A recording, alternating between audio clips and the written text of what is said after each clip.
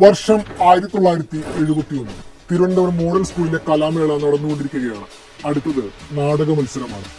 6ാം class കുട്ടികൾ വരിയായി സ്റ്റേജിലേക്ക് വരുന്നുണ്ട്. നാടകത്തിന്റെ പേര് കമ്പ്യൂട്ടർ ബോയ്.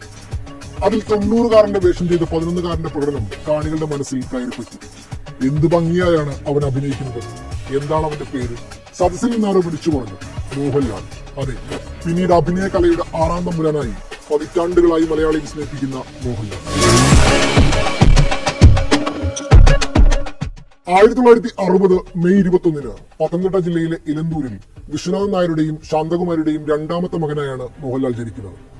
വിശ്വനാഥൻ നായർ കേരള സെക്രട്ടേറിയറ്റിലെ നിയമവകുപ്പിലെ ഉദ്യോഗസ്ഥനായിരുന്നു. തിരുവനന്തപുരത്തെ മുഴുവൻ മുകളിലെ തറവാട്ടി വീട്ടിലായിരുന്നു മോഹൻലാലിന്റെ കുട്ടിക്കാലം. തിരുവനന്തപുരം മോഡൽ സ്കൂളിലാണ് താരം തന്റെ സ്കൂൾ വിദ്യാഭ്യാസം പൂർത്തിയാക്കിയത്.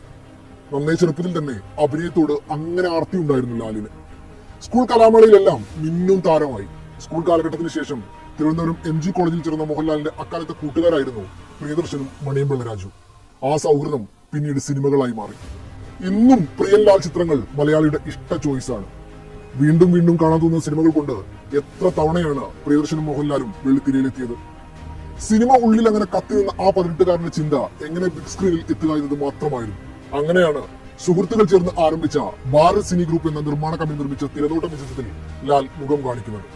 മോഹൻലാൽ എന്ന മലയാളിയുടെ സ്വകാര്യ അഹങ്കാരത്തിന്റെ ആദ്യ രംഗം. ചിത്രത്തിൽ ഒരു ഹാസ്യവേഷത്തിലായിരുന്നു ലാൽ പ്രത്യക്ഷപ്പെട്ടത്. എന്നാൽ ചില സാങ്കേതിക കാരണങ്ങളാൽ ചിത്രം റിലീസ് ചെയ്തില്ല. അഭിനയിച്ച ആദ്യ സിനിമ വെളിച്ചം കണ്ടില്ല. അവിടെ നിന്നും 2 വർഷം കഴിഞ്ഞൊരു ക്രിസ്മസ് രാവിലേക്ക് കാലം ചിലത് കാത്തുവെച്ചിരുന്നു. 80-ലെ ക്രിസ്മസിനൊപ്പം മറ്റൊരു മഞ്ഞുകണം കൂടി പെയ്തിറങ്ങുന്നതിന് മലയാളി സാക്ഷിയായി. മഞ്ഞിൽ വിരിഞ്ഞ പൂക്കളിലെ നരേന്ദ്രൻ എന്ന വില്ലൻ ജനിക്കുന്നു. മലയാളി സിനിമാ പ്രേക്ഷകരുടെ മനസ്സിലേക്ക് മോഹൻലാൽ എന്ന നടൻ കയറിയിരിക്കുകയായിരുന്നു. തുടർന്നങ്ങോട്ട് മോഹൻലാലിന്റെ ജൈത്രയാത്ര തുടരുകയായിരുന്നു. അവിടെ നിന്ന് കേവലം 6 വർഷം കൊണ്ട് സൂപ്പർ താര പദവിയിലേക്ക്. 1983-ൽ 25ഓളം സിനിമകളിലാണ് മോഹൻലാൽ അഭിനയിച്ചത്. വില്ലനായി വന്നവൻ പിന്നീട് നായകനായി മാറുന്ന കാഴ്ച കണ്ട ഒരു പതിറ്റാണ്ട്. അയാളുടെ മാനറിസങ്ങളും മുഖത്തെ ചലനങ്ങളും മലയാളിക്ക് അതുവരെ പരിചയമില്ലാത്ത ഒന്നുകൂടിയായിരുന്നു. തന്റെ 27ാം വയസ്സിലാണ് തൂവാനത്ത് മുകളിലെ ജയകൃഷ്ണനായി ആ പ്രതിഭ നമ്മളെ വിസ്മയിപ്പിച്ചത്. പിന്നെ എത്രയെത്ര ചിത്രങ്ങൾ. സത്യനന്ദിക്കാടും ഭരതനും സിബിമലയിലും പ്രിയദർശനും തുടങ്ങി മലയാളത്തിലെ പ്രതിഭാകരനോടൊപ്പം മോഹൻലാലിന്റെ യാത്ര. 91-ൽ ഭരതവും 92-ൽ സതയും. ആ മനുഷ്യൻ പകർന്നാടിയ വേഷങ്ങൾ കണ്ട് മലയാളി കണ്ണു തള്ളി. പക്ഷെ 93-ൽ ദേവാസുരത്തിലെത്തിയപ്പോൾ അതുവരെയുള്ള നായക സങ്കല്പങ്ങളെ അയാൾ പൊളിച്ചു പണിതു. പിന്നെ സ്ഫടികവും 6ാം തമ്പുരാനും. അപ്പോഴേക്കും മോഹൻലാൽ നടൻ ആർക്കും എത്തിപ്പിടിക്കാനാവാത്ത ഉയരത്തിലെത്തിയിരുന്നു. 2000-ന് ശേഷം അയാളോളം തിയേറ്റർ നിൽക്കാൻ മറ്റാരുമില്ലെന്ന പറച്ചിൽ വരെ എത്തി. മുണ്ടുമടക്കി കുത്തി മീശ വിരിച്ച് അയാൾ അങ്ങനെ സ്ക്രീനിൽ നിറഞ്ഞു നിന്നു. നരസിംഹവും നരനും നാട്ടുരാജാവും അലീബായും അങ്ങനെ തുടരെ മാസ് ഹീറോയായി നിറഞ്ഞ മറ്റൊരു പതിറ്റാണ്ട്.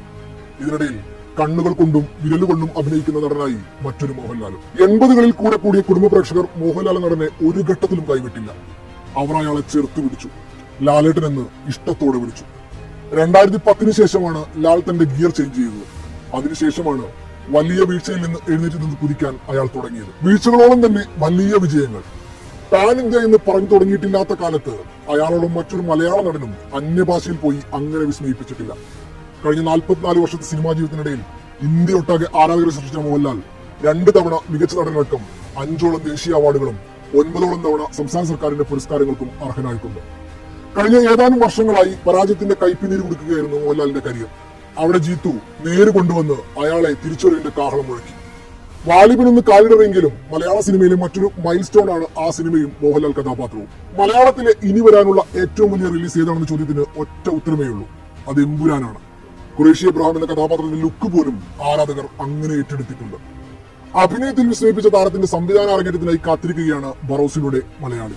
ഓരോ തവണ പരാജയത്രങ്ങൾ ഉണ്ടാകുമ്പോഴും സ്വയം സ്വയം ചെയ്തെടുത്ത നവഭാവത്തിൽ നമ്മെ വിസ്മയിപ്പിക്കുകയാണ് മോഹൻലാൽ. കാരണം അയാൾ മലയാളിയുടെ സ്വകാര്യ അഹങ്കാരമാണ്. ഒരു വീഴ്ചയിലും മലയാളി കൈവിടാതെ ചെറുത്തു പിടിക്കും. ഇനിയും ഏറെ വിസ്മയങ്ങൾക്കായി പ്രേക്ഷകർ കാത്തിരിക്കുന്നുണ്ടെന്നാണ്